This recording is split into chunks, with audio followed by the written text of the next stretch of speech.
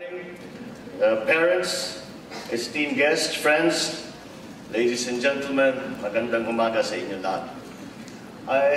Before I launch into what our subject matter is, I just have to say that I feel it a particular privilege to have finally been allowed into the grounds of Assumption College. Only because when I was a young man, I was never allowed in here. Hanggang lang ako sa labas. I would just be outside as usual, like any young man would, trying to make friends with the students of Assumption. And that's why today, hinila ko yung aking anak, and I said, this is a rare privilege, enjoy it while you can. That's why I brought my son Sandro here. Sandro, stand up and show yourself to the young lady. Very few people get this opportunity. Ay nako, hindi ka na makakabalik dito sa loob. Mas lubos-lubusin mo na.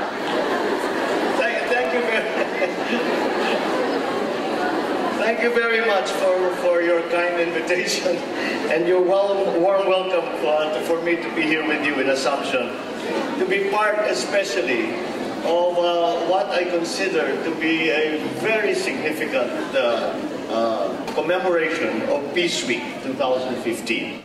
We have to disarm, literally and figuratively, a portion of our people who are so used to or so steeped in a culture of arms bearing, fighting, and killing.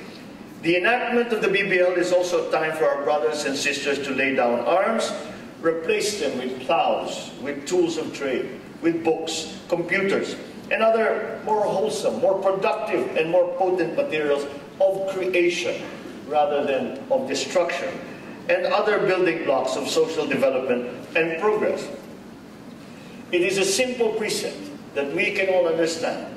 If there are no guns, there can be no war. So let us get to that point where there are no guns, when we can discuss whatever issues of the day, whatever the issues of the day are.